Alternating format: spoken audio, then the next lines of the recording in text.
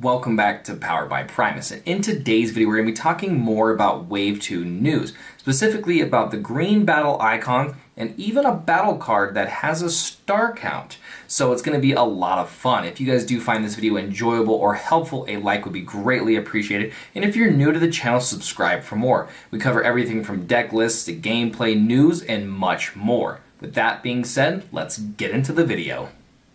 Now, the first thing I wanted to talk about is that all of these things that we were going to go over was spoiled in the TFW podcast. It is a great podcast. I would suggest that you guys definitely go and check it out. I will link that in the description below. But the first thing that I want to talk about is the Enigma card. One thing about it is we all saw that it had the green battle icon in the top right. However, we were not really sure what it stood for. Some of us believed that it would be for healing, where others were, skeptical still about what was going on until it was fully revealed. And it turns out what it stands for is that when you flip this card while attacking or defending, you can scrap a card from your hand. If you do, you then get to put this card into your hand. It makes me so much happier that this is the mechanic behind it. I was definitely afraid if you never did draw the Enigmas or if you did flip one of the Enigmas that you would be kind of SOL in getting out your combiner, but it turns out this process allows you to guarantee to get it whether you're flipping on attacks or defending. So the next thing I wanted to talk about when it came to this card is if you read on the bottom of the Enigma, it says if you have 5 Predacons in bot mode on the battlefield or in your KO area, you get to combine them into Predaking after playing this card. But what happens if your character dies and they were in alt mode? Well, now we actually have a rule that allows us to fix this, which also actually changes a lot of gameplay currently out. Now you can choose to flip a character in your KO mode as your flip for the turn. So you do not get to flip both cards, you only get to flip one character. You can still flip one in your KO area. This does count as your flip, and you also do not get any of the abilities that it has. So if you happen to flip a character that would give your other cards bold 2, such as Prowl, you will not get the proc, but you do get to flip the character. That means that you will be able to have those characters in the right mode when you go to play one of the Enigmas. The other really cool part about that, which right now I think will actually be a huge benefit, is currently you will have a few characters you always want to leave in a very specific mode when they get KO'd, so you can play I Still Function and bring them back. The benefit to that now is that you can use one of those flips earlier in the game to put that character into the right mode, so when you I Still Function them back, you don't have to use your flip on the character that turn. And the last thing that I wanted to talk about when it came to the green battle icons is that they've already said that these green battle icons will not just be put on the Enigmas, but on other cards as well, which should be super exciting. The next juicy news and card spoiled is this one here, Bolt of Lightning. It has no battle icons, it is an action card, and does 3 damage to an enemy. It also says your team and deck can have a 25 star total. And if you see in the bottom left, it has 1 star. Now, as you can see on also any of the other characters, you have to have a total star count no more than 25. But what happens when you have a team that doesn't have 25 stars? You've got 22 stars is the specific example they use, where you have Cosmos and Shockwave, which only comes out to a star count of 22. You kind of are always sitting there wanting to maximize your character list, but sometimes you just can't. Well, these cards will fill that gap.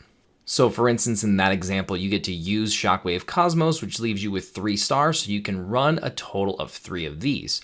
Nothing in the game has changed, you can still only run a total of 3 of each individual card, but even if you wanted to go crazy and use one character and then a bunch of these cards, you totally can't.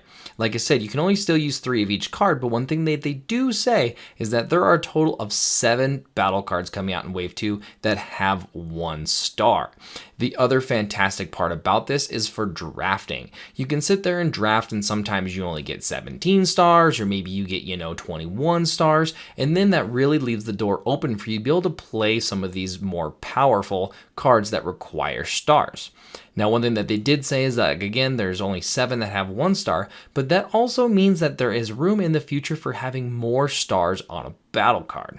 Now, the next thing I want to talk about is the sheer power of this card.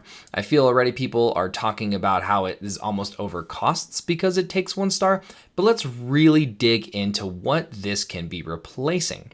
such as Plasma Burst. Plasma Burst does 2 damage to an enemy, has no battle icons, so this already does 50% more damage than that. And then you can look in cards such as Zap, which only does 1. Yes, it has an orange battle icon, but this does 2 more direct damage. You can even then go into things such as One Shall Stand, One Shall Fall, which also does 3 damage, but it requires you to do 3 damage to one of your characters. This card is going to be absolutely amazing, and I am going to absolutely use it as many times as I possibly can.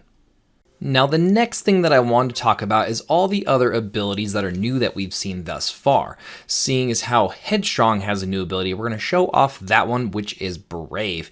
Enemies attack this character if able. That means that if all of your characters are untapped, your opponent has to attack Headstrong.